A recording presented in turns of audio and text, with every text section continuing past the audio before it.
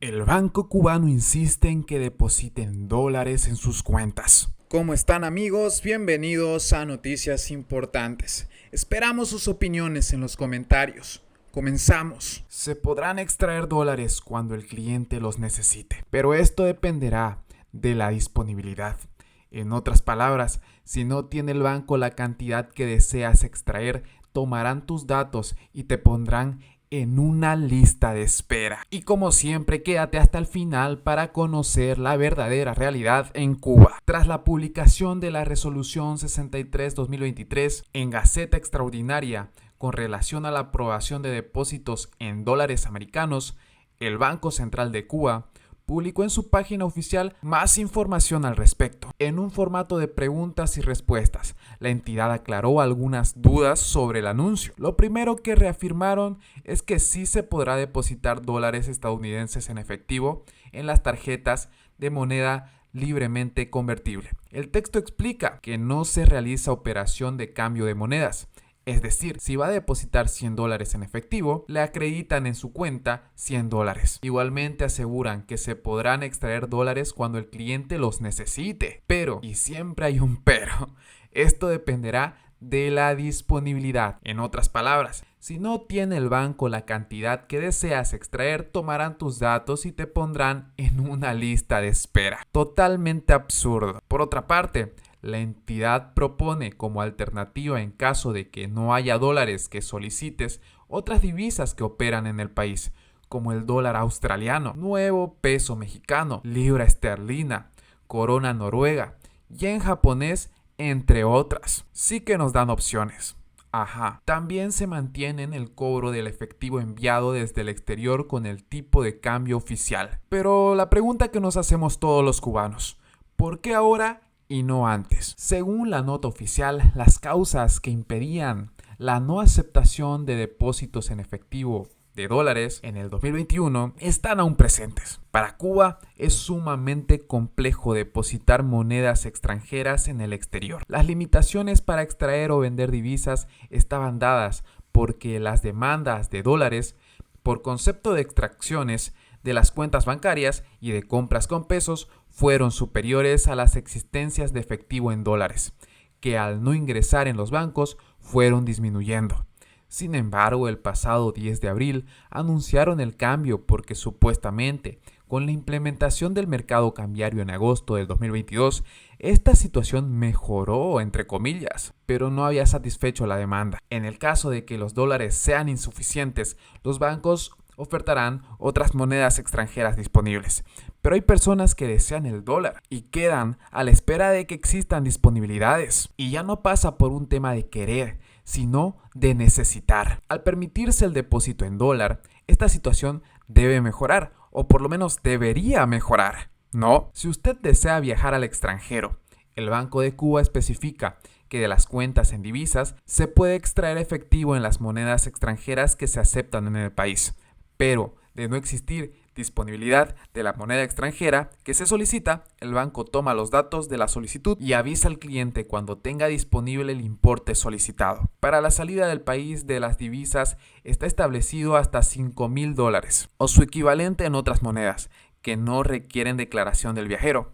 A partir de ese monto, se debe solicitar la autorización del Banco Central de Cuba. Por favor, no depositen dólares en el Banco Central de Cuba y en ninguna otra entidad financiera de Cuba. Creo que esto todos lo tenemos muy claro, más que claro diría yo. Entre otras noticias, me apetecía hablar de las muertes y fracasos que favorecieron a Fidel Castro. Frank País, José Antonio Echevarría y Camilo Cienfuegos habrían sido grandes obstáculos en los planes futuros del máximo líder de Cuba. A propósito de la reciente conmemoración del 65 aniversario de la huelga del 9 de abril de 1958, que rememoráramos el provecho que obtuvo Fidel Castro con el fracaso de esa huelga. Si la huelga general revolucionaria hubiese triunfado y se hubiera alcanzado el derrocamiento de la dictadura de Fulgencio Batista, le hubiera resultado más difícil a Castro bajar de la Sierra Maestra y tomar inmediatamente el poder.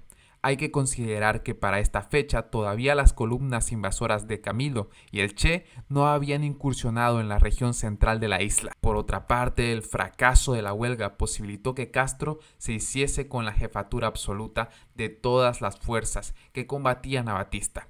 Así fue refrendado en la famosa reunión de Altos de Mompié, en el corazón de la Sierra Maestra, a donde acudieron también los jefes de la actividad clandestina en las ciudades. Otro episodio que a la postre repercutió a favor de los planes futuros de Castro fue la muerte de Frank País García.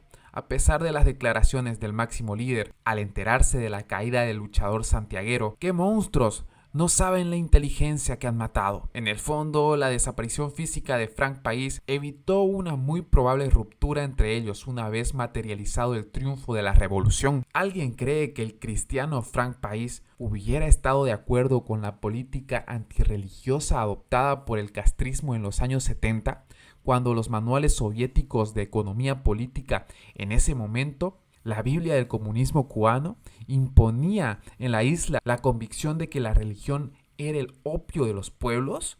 Casi nadie puede creerlo. Pero el suceso que más le convino a Castro durante toda su lucha surreccional contra Batista fue el fracaso del asalto al Palacio Presidencial el 13 de marzo de 1957. Imaginamos el obstáculo que para los planes de Castro hubiese significado la muerte de Batista en esa ocasión. A su guerrilla, totalmente desorganizada entonces, con apenas 3 meses en el suelo cubano, le hubiese sido casi imposible acceder al gobierno de la República en ese momento. Además, si José Antonio Echeverría no hubiera caído en la acción, se habría convertido después en un gran opositor del castrismo. En la grabación de sus palabras, al tomar la emisora Radio Reloj, el líder estudiantil calificó al batistato como un régimen de aprobio. Entonces, ¿cuál habría sido el calificativo que hubiese dado al totalitarismo más aprobicioso aún de Fidel Castro? Más, sí hubo un acontecimiento que transcurrió de una manera diferente a lo previsto por Castro.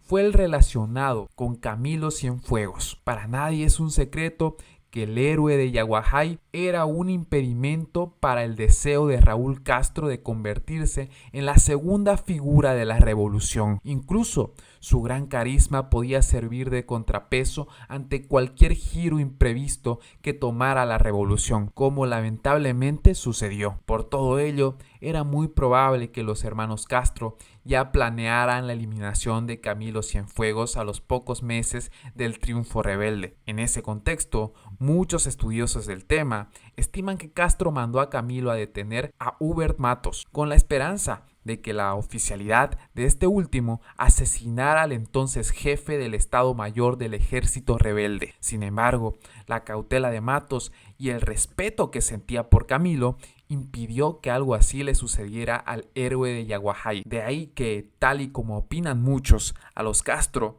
no les quedó otra opción que acabar con la vida de Camilo. La otra parte de la trama ha sido cumplida, cabalmente por el aparato mediático del régimen. Frank País, José Antonio Echevarría y Camilo Cienfuegos son exaltados como héroes de la revolución. Así se encubre mejor el hecho de que sus muertes allanaran el camino de Fidel Castro. Y bien amigos, así vamos terminando las noticias importantes del día de hoy. Por favor, nos ayudarían mucho compartiendo las noticias, para así poder llegar a muchas más personas con la verdadera realidad en Cuba. Patria y vida, mis hermanos, nos vemos en el siguiente informe.